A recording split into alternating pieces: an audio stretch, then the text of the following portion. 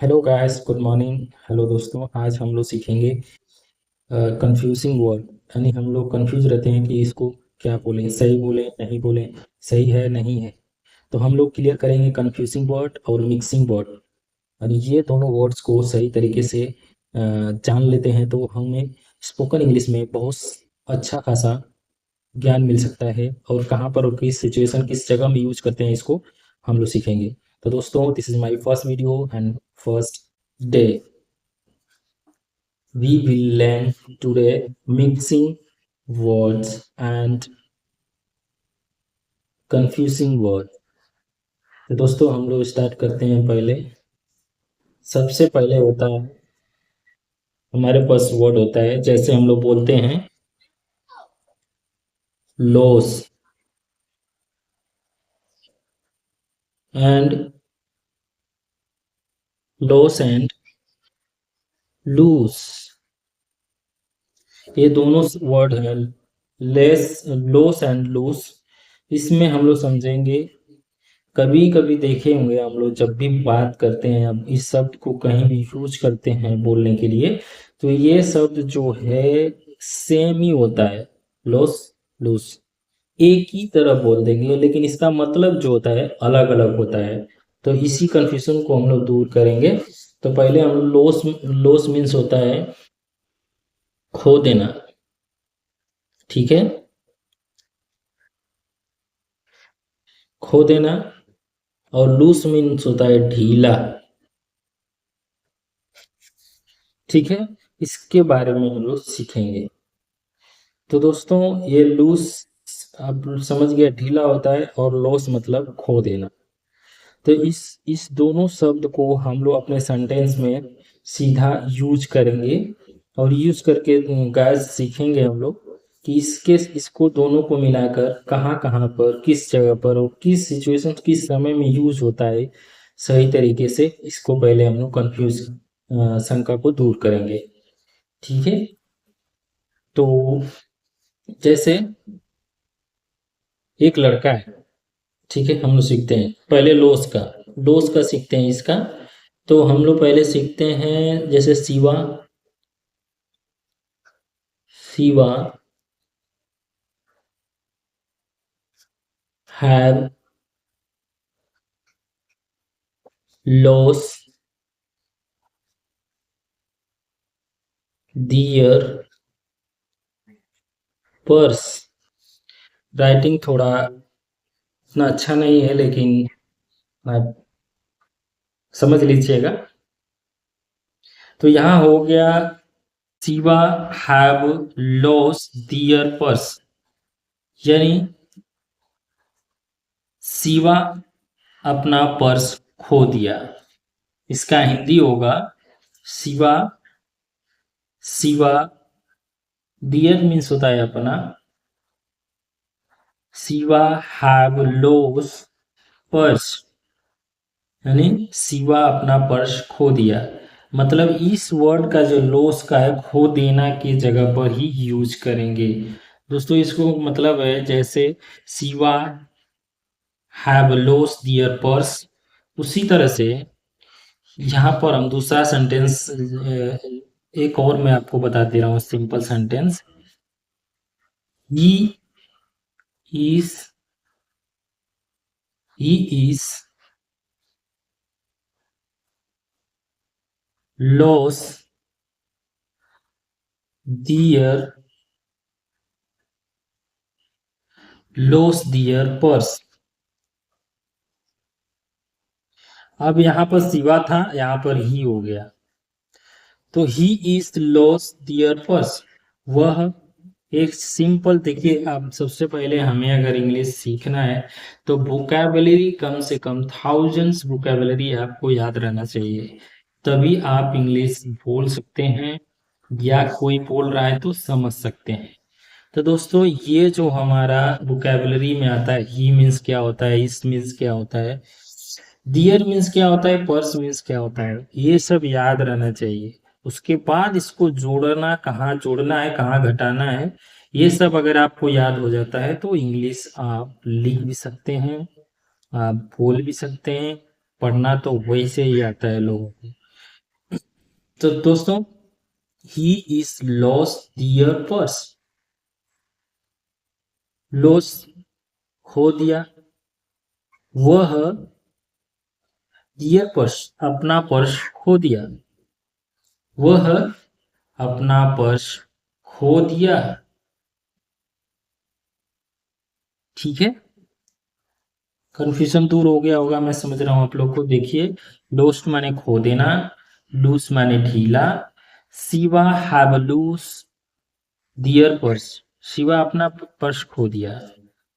He is loss their purse, their के ऊपर आएंगे, दियर भी एक वर्ड है, वर्ब है, इसको हम आपको समझाएंगे।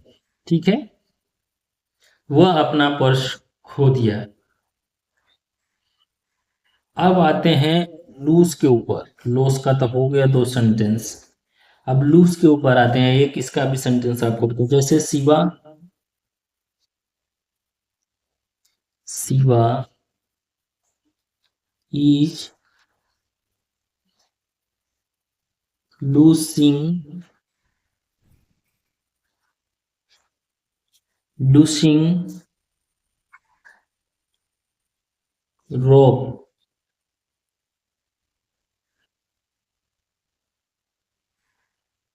शिवा रस्सी ढीला कर रहा है। क्या कर रहा है? शिवा रस्सी ढीला कर रहा है, लूज कर रहा है मतलब ढीला कर रहा है। Shiva is losing the rope, Shiva रस्सी ढीला कर रहा है। मतलब ये जो सेंटेंस है ढीला के जगह पर ही यूज होगा, लूसिंग मतलब ढीला। ये दोनों सेंटेंस जो लॉस एंड लूसिंग, हम लोग एक ही जगह में यूज कर देते हैं। इसको समझने की कोशिश कीजिए। लॉस बोलना हमेशा लॉस, और लूस जो होता है ढीला के लिए होना। लॉस मीन्स होता है खो देना होता है। आपने क्रिकेट में सुना होगा, loss the wicket, India has to loss wicket, India ने 2 विकेट खो दिया। इसी ऐसे ही होगा। ये तो हमारा कंफ्यूजन हो गया। अब हम लोग सीखेंगे मिक्सिंग, मिक्सिंग, मिक्सिंग, हम लोग सीखेंगे मिक्सिंग अप, मिक्सिंग अप। जैसे हम लोग कुछ भी बोलते हैं, वर्ड मिक्स हो जाता है, वो समझ में नहीं आता है कि क्या शब्द बोल रहे हैं। जैसे दियर, देयर एंड दे, ये शब्द सुनने में सेम एक ही जैसा है, थोड़ा थोड़ा सा डिफरेंस है, लेकिन बोलने में थोड़ा सा हम लोग को मिस्टेक होता है। तो दियर हो गया, पिछले सेंटेंस में बताया हूं आपको, देखिएगा ऊपर दियर है। तो दियर, दियर मीन्स हो गया अपना, दियर अपना हो गया, फिर देयर हो गया, मतलब इसका भी बता रहे हैं अपना, और ये हो गया वहां, ये हो गया अपना, ये हो गया वहां। और आपको एक और बता दे रहा हूं जिसमें हो गया दे, दे, दे मतलब हो गया वे लोग, लोगों के लिए। तो जो दे हो गया वो लोगों के लिए है। तो दोस्तों, इसमें देखिए मिक्सिंग हो जाता है। जब भी हम बोलते हैं या सुनते हैं तो समझ में नहीं आता है कि क्या है। तो हमेशा जो है कि ये दे जो है प्रीपोजिशंस वर्ड है। मतलब दे जो होता है, दियर जो प्रीपोजिशन मतलब संबंधवाचक, दियर जो होता है, सॉरी, दियर जो होता है वो अपनापन जो होता है वो प्रीपोजिशंस वर्ड होता है। ठीक है, और इसको, ये देयर जो है, देयर वहां, ये हमेशा प्लेस, प्लेस के लिए यूज होता है, ये हमेशा जगह के लिए यूज होता है। इसको अभी हम आपको दियर का मैं आप लोग को बता दे रहा हूँ सेंटेंस। दियर के लिए हम लोग सीखेंगे पहला सेंटेंस कैसे बनाना है, ठीक है। के लिए बता रहा हूँ आपको,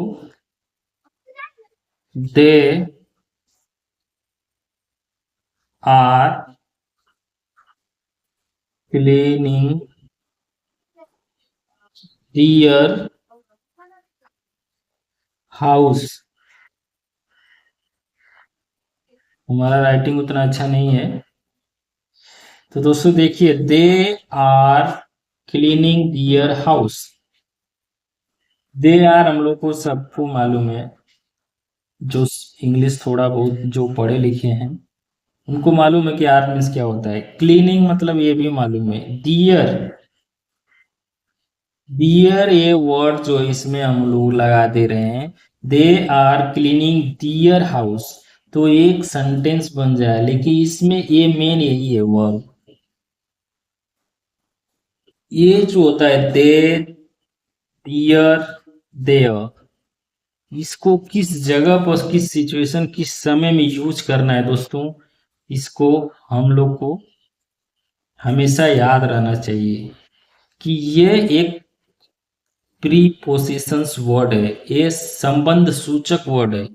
हम लोग से कहीं ना कहीं टच में रहने वाला, अपनापन के लिए ये वर्ड है दियर।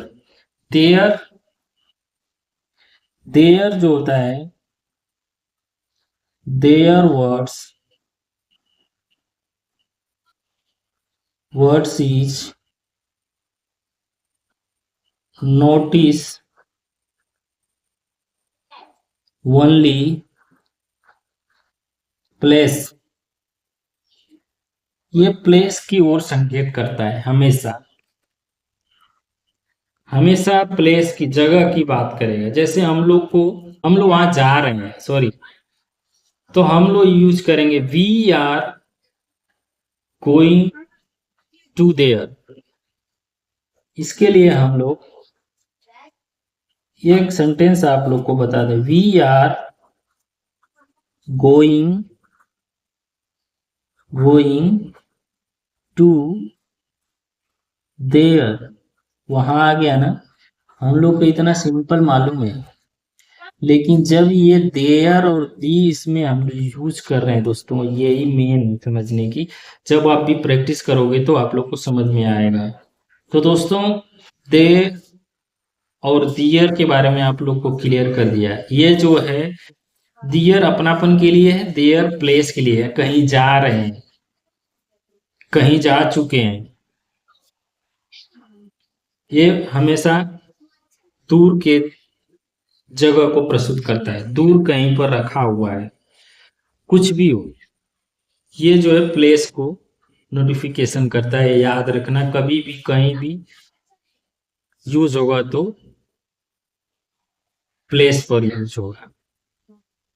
आपको एक सिंपल बता दिया, we are going to there, I will go to there, मैं वहां जाऊंगा। बहुत सेंटेंस बना सकते हैं। We should go to there, हमें वहां जाना चाहिए।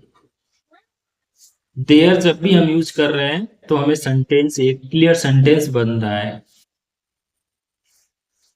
तो दोस्तों थैंक यू, इतना ही कंफ्यूजन्स और मिक्सिंग ऑफ वर्ड्स आपको सिखा दिया। और अगले वीडियो में नेक्स्ट और वर्ब लेकर आऊँगा, कैसे यूज करना है ये सीखना बहुत ज़रूरी है स्पोकन इंग्लिश के लिए। थोड़ा राइटिंग भी मेरा उतना अच्छा नहीं है, लेकिन goodbye, thank you for watching my video.